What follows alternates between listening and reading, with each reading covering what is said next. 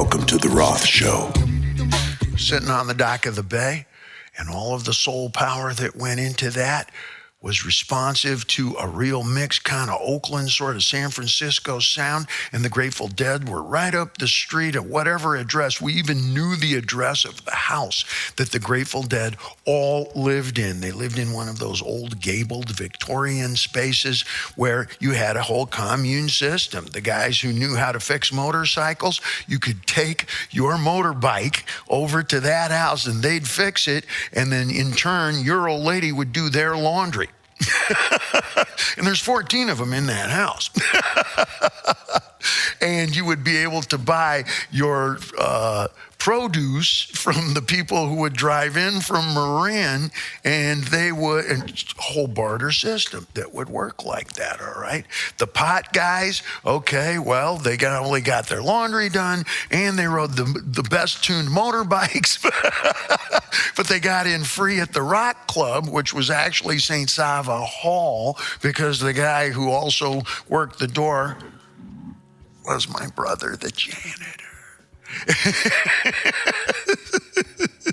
So, all right. And it said, this is how it worked in the Bay. And the music reflected that. Grateful Dead was a band that traded their services of making music for, okay, food, drink, take care of us here. We'll travel up to where you are. We'll play at your event, but you pay for travel, gas, food, and there's 27 of us. No, 3 of us are married. Carpentry, plumbing, technical, telephone.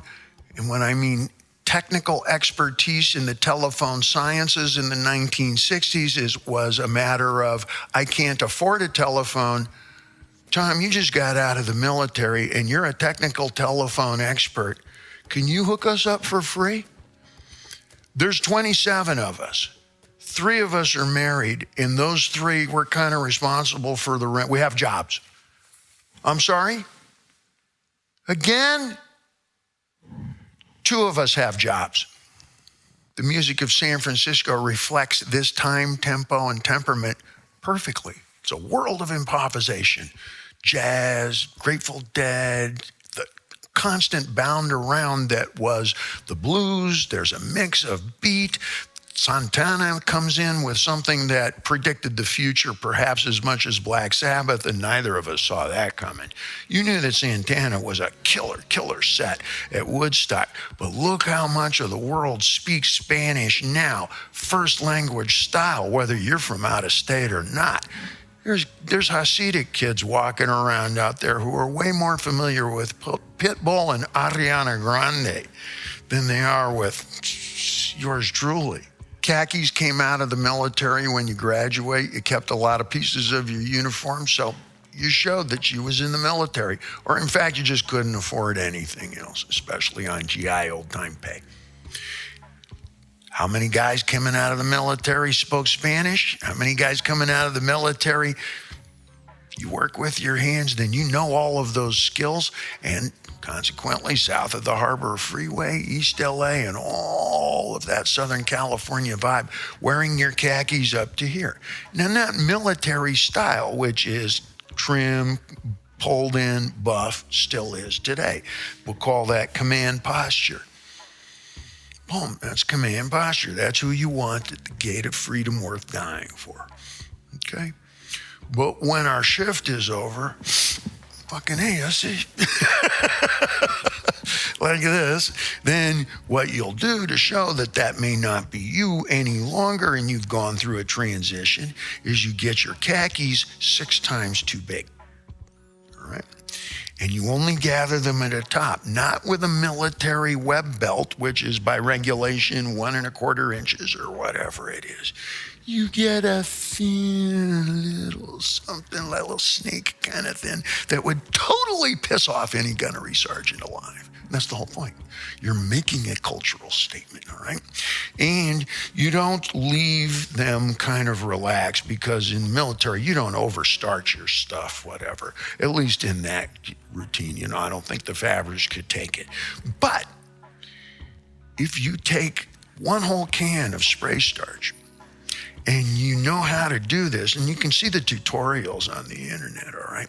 And you empty one whole side, one whole half a can for one whole side, and you can literally get the leg to stand up on a pair of khakis.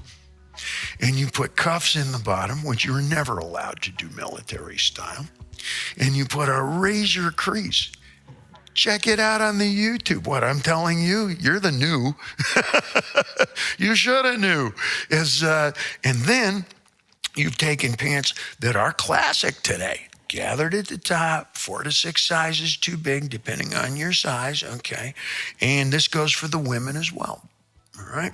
And you get a real razor crease there that's just like board stiff. And that's how you make some formal wear out of something that is actually for crawling around on a jungle or a desert floor in multiple climates, all right? Great fashion usually starts at the very beginning of things, all right? When you come out of the military, it's a life of having to tuck your tails in, be spiffed, hit every button except the very top unless you're wearing a necktie. Neckties are usually compulsory. This is a life of structure and rigidity, as it should be. Again, command posture is a little bit more like this, as it should be and has been for centuries. But when it's Miller time, you're going to relax, and you only button the very top of a fatigue shirt, right? Just the very top. You know this look, right? It's this, but everything else opens out under this so you can see the undershirt, all right? It's all antagonistic. And the bandana, which of course belongs in the back pocket, goes right up here. And you wear it down here so you can't see your eyes.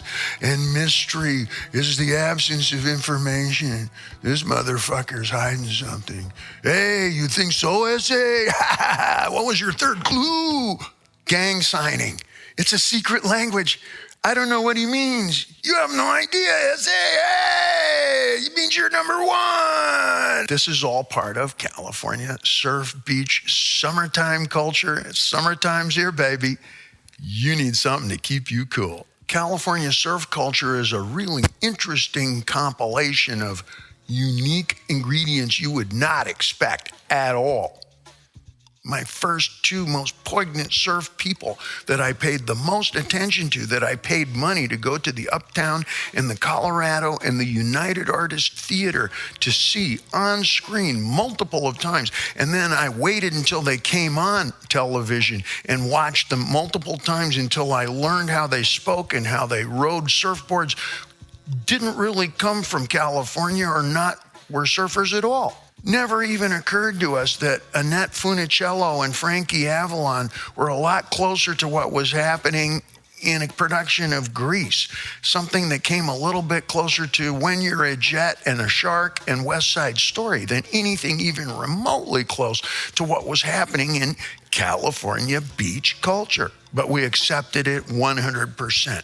The haircuts, if you think about Annette Funicello, was Bronx. That's 47th Precinct, 1940s, early 50s. She had big hair.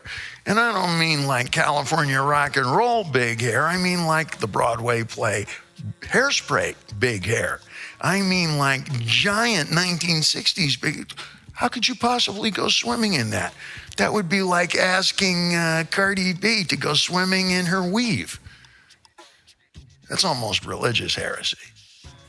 Frankie Avalon looked like something from Goodfellas. He spoke like Goodfellas. In fact, the bad guys, I don't remember exactly what the name of the bike gang was, but they wore black jackets and they wore old kind of Navy caps and so forth. They were called the Rats. And the main guy, kind of a Buddy Hackett kind of guy. He talked like this. I remember because I would practice talking like that when my parents weren't looking.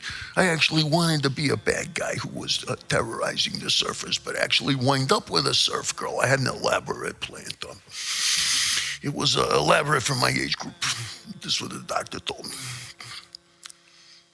Like, last week.